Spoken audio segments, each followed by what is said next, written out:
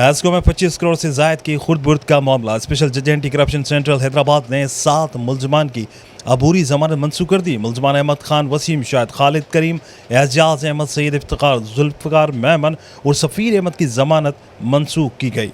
मुलजमान अहमद खान, वसीम शाहिद, खालिद करीम, एजाज अहमद, सैयद इफ्तिकार और जुल्फ़िकार मेमन हैस्को में बतौर ऑडिट ऑफिसर और XEN तैनात थे। मुलजमान को सेंट्रल जेल हैदराबाद मुंतकिल कर दिया गया।